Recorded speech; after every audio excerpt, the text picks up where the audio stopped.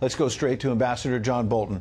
Ambassador, when I saw this tweet, these tweets fly by, and sometimes, well, you know, he's tweeted about this before.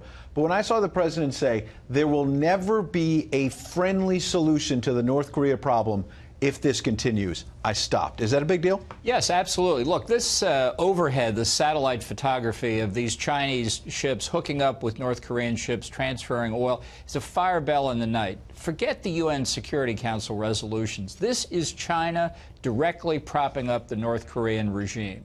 Not a sparrow falls in China regarding North Korea that the authorities don't know about. This didn't happen by accident. So we've heard for months that China's the key. They can help stop North Korea. If they're colluding, if they're working with them, we've got a crisis. They absolutely are the key. They supply over 90% of North Korea's oil. They functionally keep that regime in power. And for 25 years, they have played the United States, acting as though they're concerned, saying they don't want North Korea to have nuclear weapons, but not doing what they could do. Even now, after President Trump has put it, as he said in the New York Times interview, put it very directly to China, gave them not a free pass, but went easy on them on trade, a very important issue to him, in the expectation they would do what they could do on North Korea. They haven't done it. They've insulted him, basically. They've insulted the president, you say. How remarkable of an admission was that from the president of the United States tonight that not I've been played, but they didn't hold up their end of the bargain. He took a chance. Look, he's an optimistic man. I understand that. I didn't think the deal would work, but he was entitled to try it.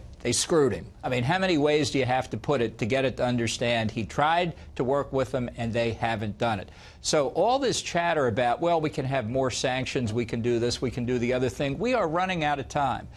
Now, I think it's perfectly clear to all the analysts that both in terms of the nuclear weapons side, where they've detonated a thermonuclear device, and on the ballistic missile side, they're very close to the point where they can hit targets in the United States. You can talk about massive sanctions all you want. By the time they might have some effect, North Korea's cost the finish line. So the fact that they have these missiles that may now be able to reach many U.S. cities, and you have China, which is supposed to be the linchpin, working with the North Koreans and propping them up, as you say, and screwing the president, as you said quite bluntly.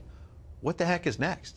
Well, I think we're down to some very unattractive options unless China really does an about-face here and help us get rid of this regime. The problem of North Korean nuclear weapons is the regime. My proposal would be eliminate the regime by reunifying the peninsula under South Korean control. Are you saying regime change? Yes, exactly. Well, regime elimination with the Chinese. This is something we need to do with them. And the one encouraging thing I'd say here is that Secretary Tillerson let slip a few days ago, was confirmed by other military sources, that we have had military-to-military talks with China on contingencies in North Korea. This is very significant because until now the Chinese have not been willing to do it. I think because Trump has been very clear that military force is an option, that we've gotten their attention at least to some extent. So what should our viewers know tonight? Are we more likely to go to war in 2018 tonight with what we know now? Well, I think we're close to the binary choice of either admitting North Korea is going to have nuclear weapons for as far as the eye can see, or looking at preemptive military force. The president was very clear in his objective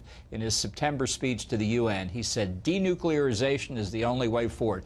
North Korea isn't going to do it voluntarily. China doesn't appear yet to be willing to do it on its own. That leaves one way. So let me help our viewers and me understand. We teased before the possibility people talk about a bloody nose strike. I assume that means you strike North Korea militarily, not taking out the regime necessarily, but trying to take out the nuclear program, or something much more serious like regime change, taking out Kim Jong-un. There are a huge range of possibilities. The problem is that almost any of them risks North Korean retaliation against the innocent civilians of South Korea. Now, that tells you a lot about the North Korean regime, that their idea of defense is killing innocent civilians. Right. We're talking about hundreds of thousands of people. Well, I think that's exaggerated. And I think tens of thousands? Part of the hysteria here is to say you can't use military force at all. Let me be clear again. The job of the President of the United States is to protect Americans.